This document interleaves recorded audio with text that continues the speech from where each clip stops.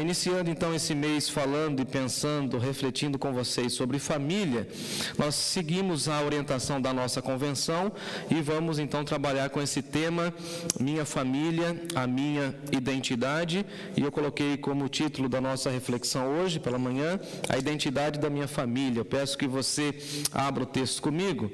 Eu estou lá em Salmos capítulo 127. Abra aí comigo, Salmos de número 127. Conforme você for encontrando o texto, você pode se colocar em pé, por favor, comigo. Juntos com reverência, vamos ler a palavra do nosso Deus. Pode procurar aí na sua Bíblia, Salmos 127.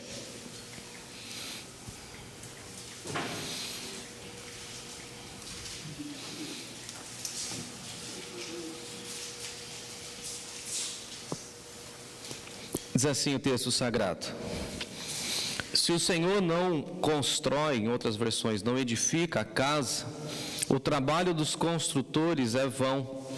Se o Senhor não protege a cidade, de nada adianta guardá-la com sentinelas. É inútil trabalhar tanto, desde a madrugada até a tarde da noite, e se preocupar em conseguir o alimento, pois Deus cuida dos seus amados enquanto dormem. Os filhos são presente do Senhor, em outras versões, herança do Senhor, uma recompensa que Ele dá. Os filhos que o homem tem em sua juventude são como flechas na mão do guerreiro. Feliz é aquele que tem a sua aljava cheia delas. Não será envergonhado quando enfrentar os seus inimigos às portas da cidade. Vamos orar mais uma vez? Senhor Deus, amado Pai, diante da Tua palavra nós nos curvamos e queremos, ó Deus, nessa manhã ouvir a Tua voz. Que a Tua voz nos oriente, que a Tua voz nos conduza, que a Tua voz seja um alento para nós, para as nossas famílias, que nós vivemos nesse mundo tão conturbado, corrompido e complexo. Pedimos a Deus que o Senhor mostre para nós os conceitos que o Senhor tem para as nossas famílias. Nós Te louvamos, nós Te bendizemos e oramos agradecidos em nome de Jesus. Amém. Pode se sentar, toma o seu assento.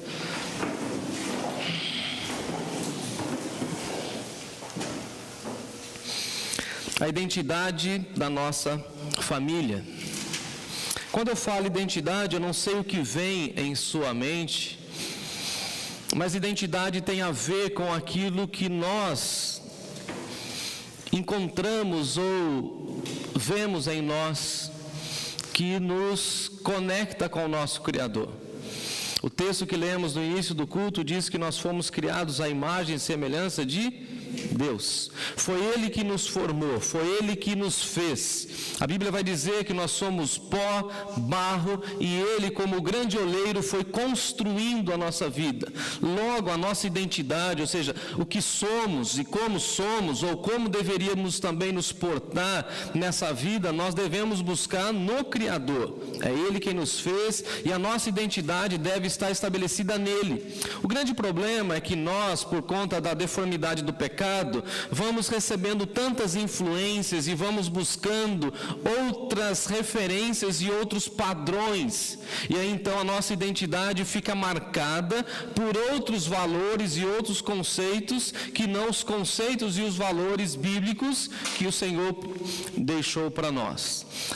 Nós vivemos hoje um tempo, não sei se você concorda comigo, tão difícil, onde nós somos bombardeados o tempo inteiro com tantas informações, e às vezes eu percebo em mim e nas pessoas com as quais convivo, e principalmente na sociedade, que nós vamos adotando os padrões e os conceitos humanos desse mundo, desse século, marcado pelo pecado, e por vezes nós nos esquecemos que a nossa identidade está revelada em Deus, porque foi Ele quem nos fez. Ficamos aí vivendo esse frenesi na busca, por exemplo, de procedimentos estéticos, e queremos encontrar uma possível beleza, um padrão de beleza, ou queremos nos enquadrar num padrão de beleza, sendo que o próprio Deus olha para nós e diz o seguinte: eu te amo do jeito que você é. E a nossa autoestima não deve estar estabelecida segundo as agências da moda ou os perfis do Instagram, mas o nosso padrão ou a nossa referência de autoestima deveria ser tão somente a voz de Deus. Falamos isso com as crianças, com os adolescentes. Ai, pastor, o meu cabelo não é bom. Tem aquela expressão que eu acho ridícula, né? Meu cabelo é... Repete comigo aí, que o pessoal fala sempre. Meu cabelo é ruim. E a gente fala com isso.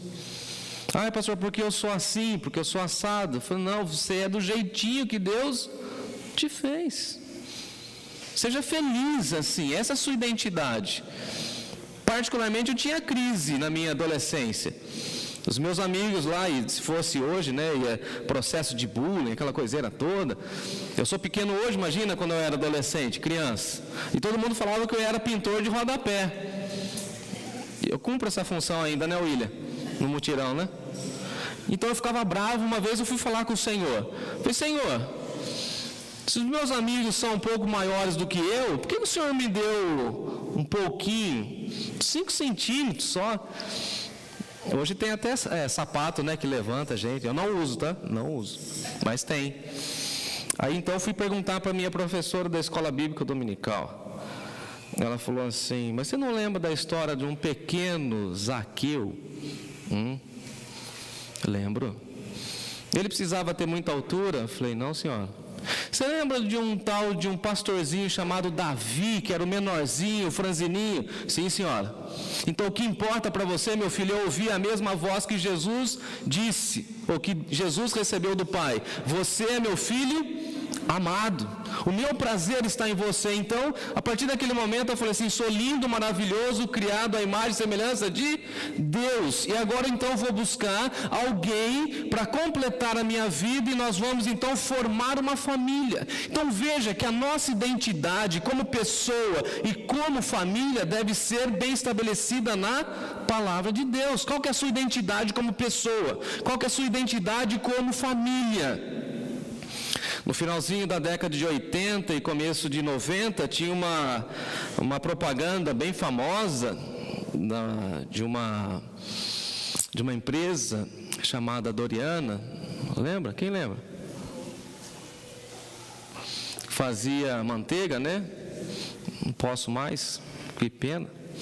E aí então tinha aquela imagem, e nós fomos criados com a imagem da família Doriana, e a família Doriana é uma família o quê? Perfeita. Você já viu todo mundo acordar com aquele bom humor que parecia lá na propaganda? A mãe já com suco de laranja, toda feliz, o pai arrumando a gravata, aquela alegria. Eu falei, mas não existe isso. E aí nós trouxemos isso para a igreja e pensamos que as famílias precisam ser perfeitas. Não, as famílias são imperfeitas por conta do pecado, mas nós seguimos a Jesus, que é o perfeito. E nem a família de Deus, que é a igreja, é perfeita, ou não? Tem gente que se decepciona com a igreja porque tem esse padrão de uma família perfeita. E dentro da igreja, sendo uma família composta por pecadores, temos gente de tudo quanto é tipo, e tem gente que está dentro da igreja e que não é cristã e que machuca a gente. Tem gente que é meio carnal e que machuca a gente. Então há sofrimentos também na família, chamado família de Deus. Agora, quem é cristão de verdade não se afasta de Deus e da igreja por conta de homem nenhum. Assim como você e eu também não podemos escolher ou reclamar até que nós reclamamos, mas não podemos fugir da família que Deus nos colocou. Não sei você, em alguns momentos da minha história, eu ficava olhando assim, falando com a minha mãe, falando assim, mãe, mas por que eu nasci nessa família? Olha esse problema, olha isso aqui. Então. O meu avô, que nós sabemos, por exemplo, teve 4 famílias. Uau! Era militar. Tem um rolo até hoje para decidir quem vai ficar com a pensão alimentícia. E minha mãe é uma das filhas mais velhas. do primeiro casamento, e aí, briga. Conheci meu avô num botequim, no Rio de Janeiro. Essa é a imagem que eu tenho dele, saindo de um pagode, ele veio me cumprimentar. Foi uma das poucas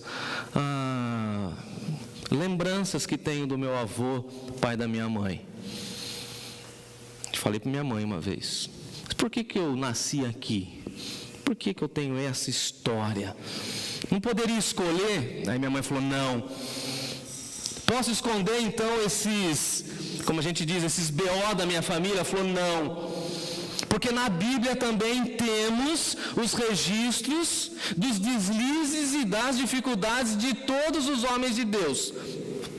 A gente começa com Gênesis capítulo 6, e a gente fala de Noé, e Noé de fato é um homem de Deus, mas a Bíblia vai mostrar que pós-queda, nenhuma família é perfeita, mas desfruta da graça perfeita de Deus. Noé, maravilhoso, para mim, o melhor pregador, porque ele convenceu toda a sua família a ficar com ele na arca. Mas ele acabou de desfrutar da graça de Deus, o que ele faz? Ele vai no CEAGESP, compra uma muda de uva, planta uma parreira, aduba ela. Quem aqui é do interior sabe que a parreira vai dar os seus primeiros frutos depois de 2, 3 anos. Ele vai lá fazer a sua pisada da uva. Parece que ele não conhecia aquela orientação de Paulo, tomar um cálice para melhorar o estômago, né? O aparelho digestivo.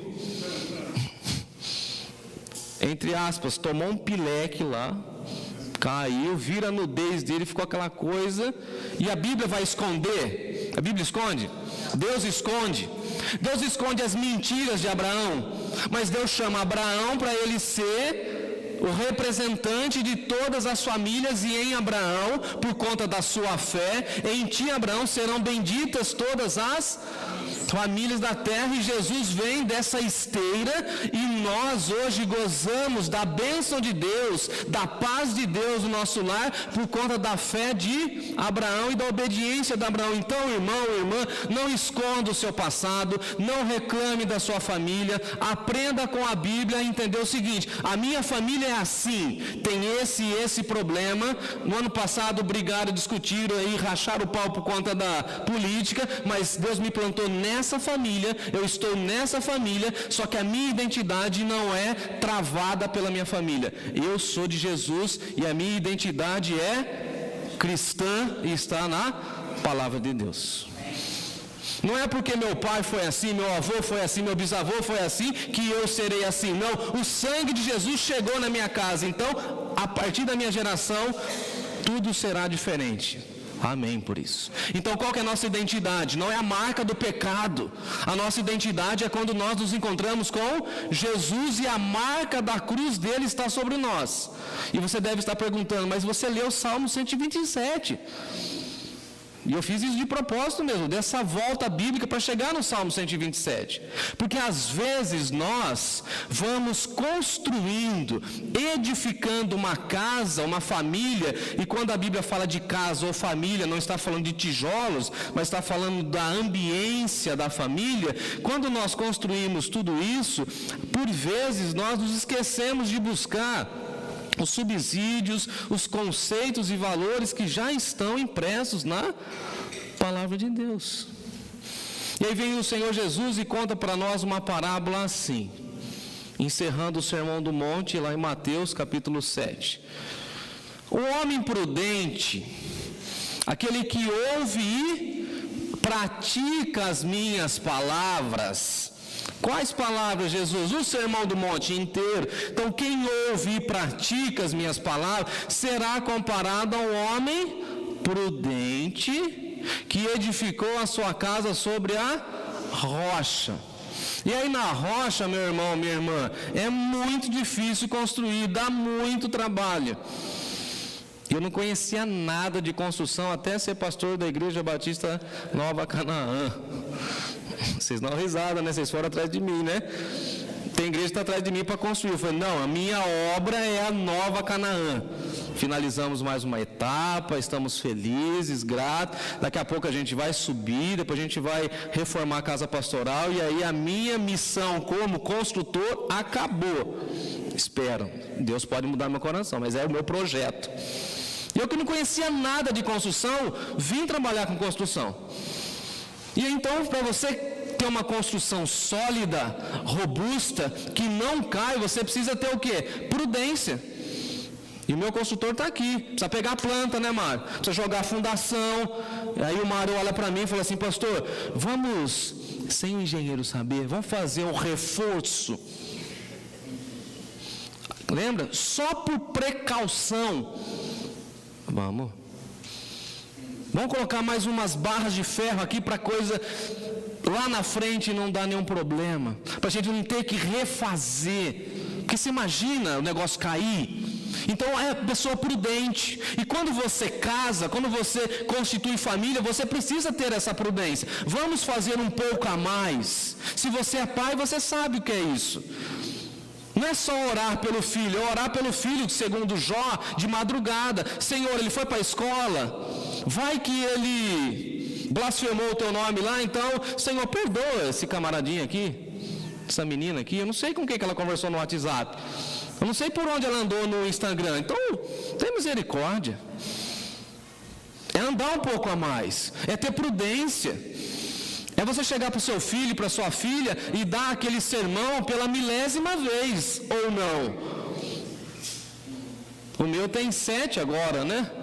E às vezes eu vou falar, ó, você vai na casa do amiguinho, então você não pode fazer isso, pai, eu já sei, você sabe, mas eu vou falar. É minha função. Você é chato, sou mesmo, sou seu pai.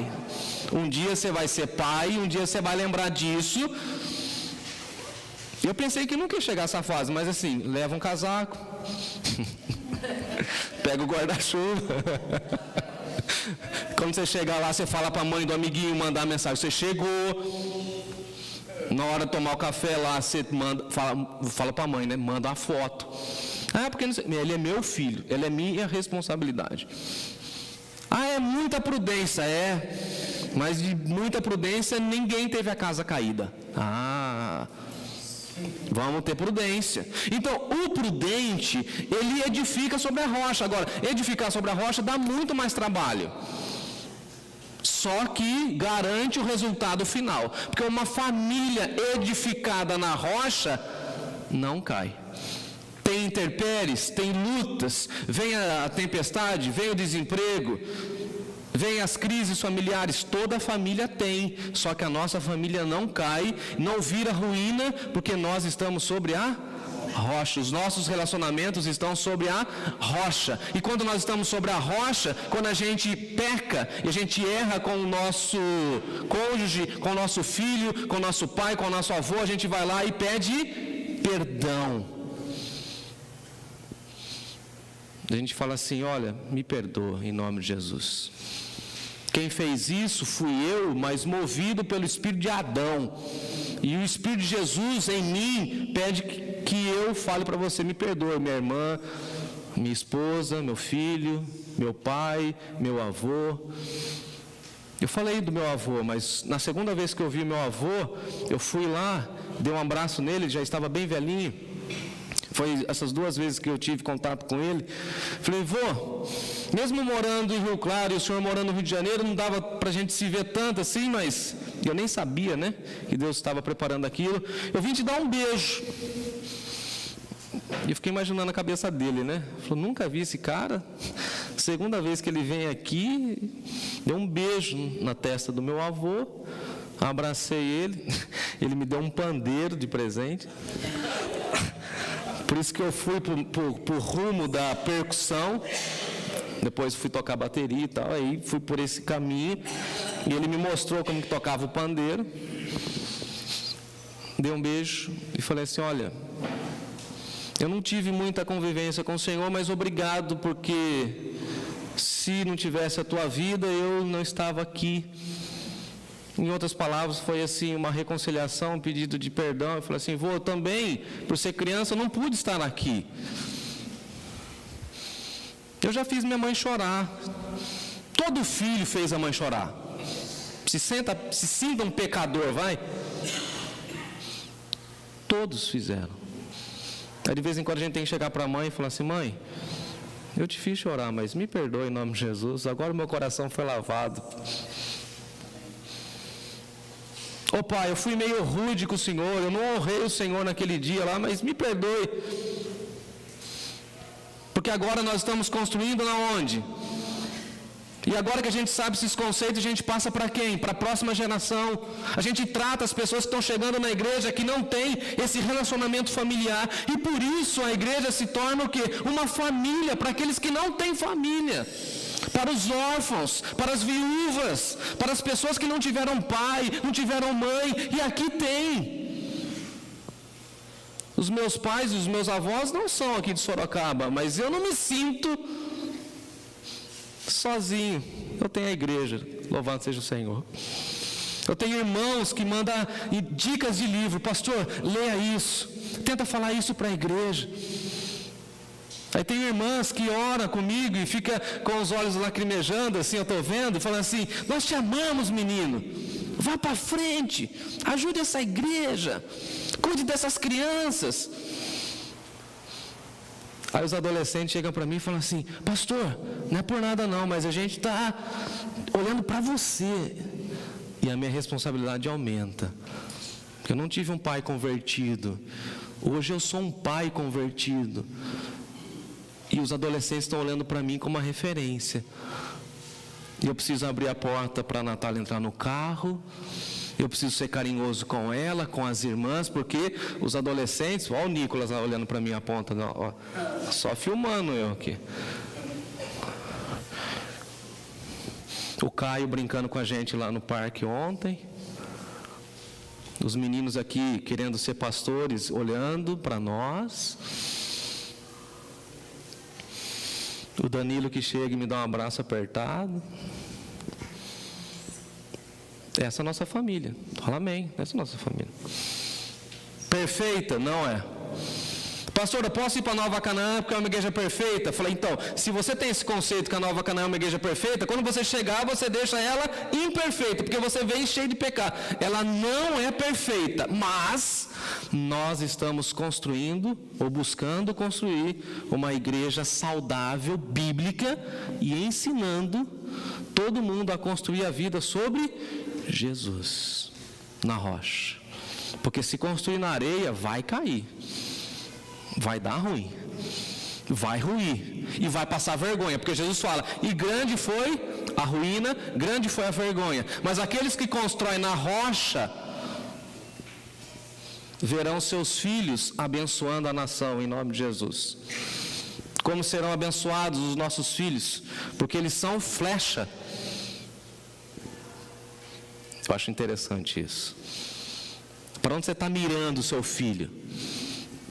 Para onde você está direcionando o seu filho? Aí disseram assim: não, Gerson, você fica falando aí do Timóteo lá na frente. Eu falei: é isso mesmo, eu sei que eu sou ansioso, ponto. Tirando a minha ansiedade, estou pensando lá na frente. E eu nem sabia disso, mas segunda-feira passada estive na casa da minha mãe, e aí ficou uma briga, quem ia lavar a louça para minha mãe? Brigamos lá, eu e meu pai, imagina que briga boa, italiano, foi uma gritaria, vizinho tocou o interfone, tá tudo bem? Eu falei: não, é só uma conversa só.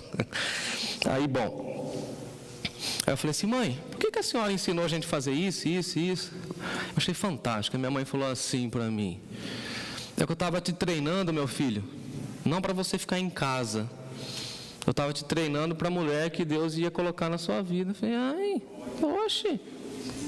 Olha os nordestinos, fala aí comigo. Oxe. Eu falei: ah, é? Eu falei: como que funciona? Aí minha mãe falou assim: quando você estiver ensinando a igreja, ensina isso. Eu já ensinei isso em outro momento.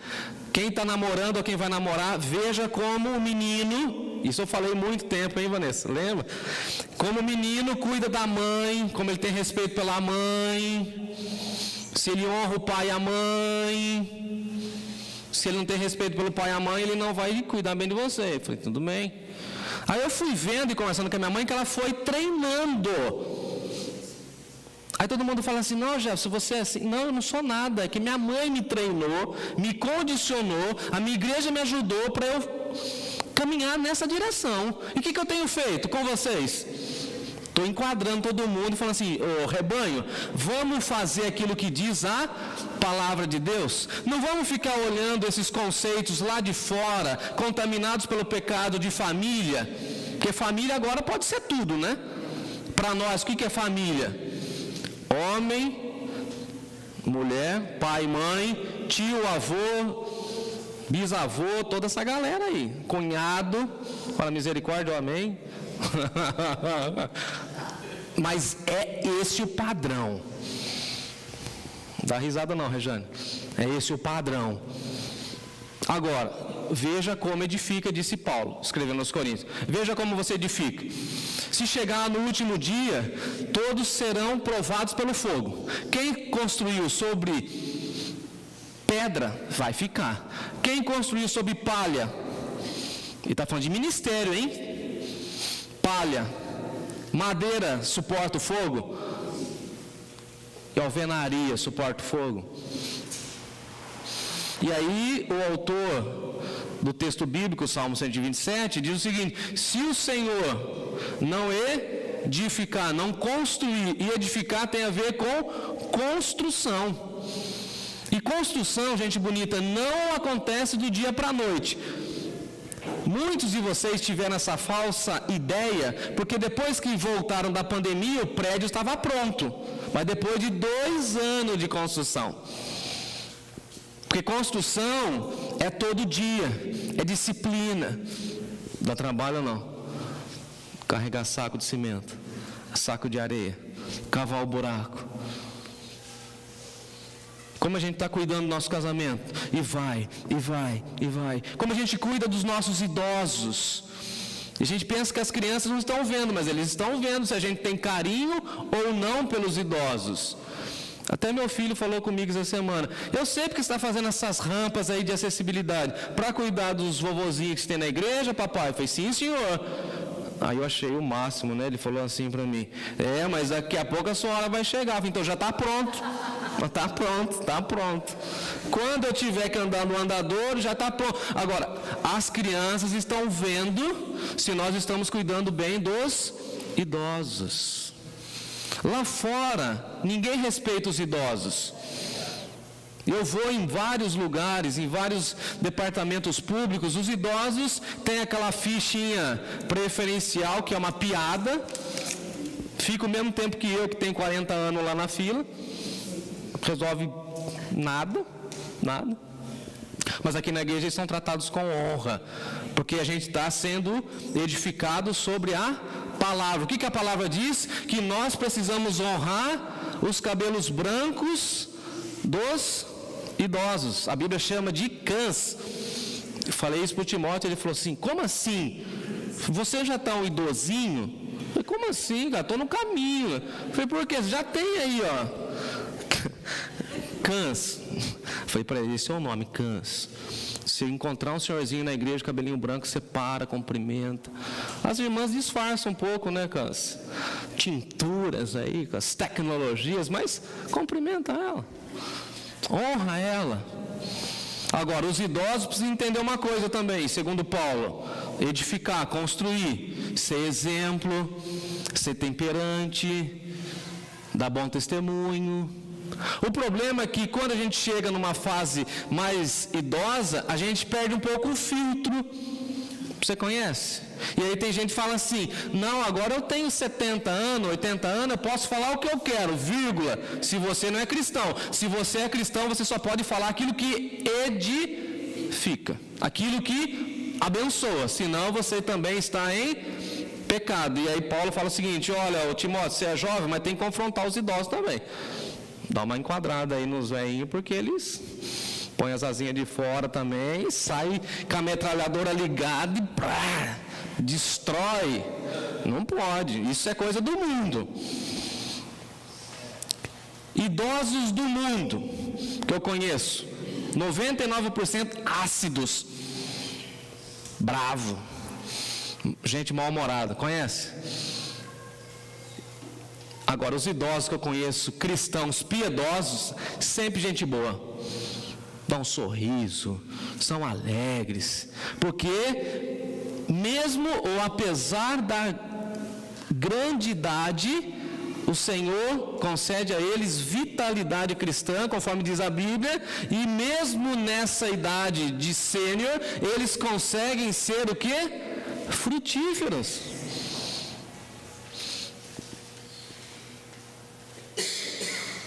Alguns dos nossos idosos são inspiração para mim.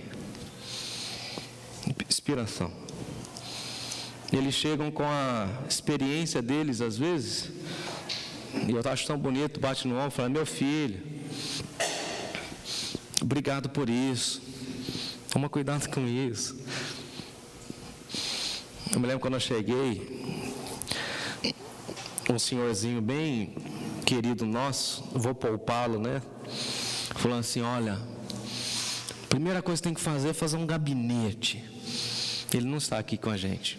Precisa fazer um gabinete na igreja. Por quê? Para você ter espaço, para você trabalhar, para você aconselhar. Agora, uma dica com muita experiência. Sim, senhor. Põe um vidro transparente, por favor. Sim, sim. Por quê? Eu já sabia a resposta, né? Por quê? Eu falei: não, sabe o que é? É que você é meio novo, sabe? Pode chegar uma senhora aí meio mal intencionada, numa porta fechada, e inventar coisas a seu respeito. Então, vamos ter um pouco de prudência, menino? Constrói lá, mas põe um vidro. Fala para a diretoria dar uma mesa para você mais de 1 metro, e a diretoria foi lá e cumpriu, né? Se uma mulher desvairada, que está com problema aí para resolver, pular, tentar agarrar você está do outro lado, ela não vai chegar. Aí alguém perguntou para mim: por que a sua mesa está ali e tem um espação? Porque se alguém pular, eu fugir igual quem? Quem que fugiu no Antigo Testamento? Deixou a roupa lá. Construir com... Vocês estão entendendo o que eu estou falando? Todos são importantes na igreja e todas as experiências que temos de vida são válidas para as próximas gerações. Então, se o Senhor não edificar a casa, em vão trabalham aqueles que edificam. Em outras palavras, eu preciso encerrar. Faça a sua parte e Deus fará a parte dele. Construa você. E quando você estiver cansado, sabe o que ele vai fazer? Ele vai renovar suas forças. Quando você não tiver conceitos e valores, ele vai te dar. Quando você não tiver princípios, ele vai conceder para você. E ele vai cuidar. Confiemos. Então, se o Senhor não edificar a nossa casa, em vão trabalha. Não adianta nada fazer muita hora extra, porque é Ele que sustenta. Vai dormir. Vai descansar nele. Para de ficar acumulando. A partir desse sermão, eu falo o seguinte: a minha riqueza é os meus filhos. Você é rico? Eu falei: eu sou rico. E eu sou rico. Tem um camaradinho lá em casa, lá, minha herança. Preciso cuidar dele. Estou orando, esperando chegar a segunda herança, mas tenho uma herança. Sou rico. Não tenho prata nem ouro, mas eu tenho um filho que Deus me deu. Louvado seja o Senhor. E espero que Ele dê continuidade a tudo que eu comecei. Tudo. Edifica a sua casa e conte com a bênção do Senhor. Que Ele continue a falar no nosso coração. Amém? Vamos cantar?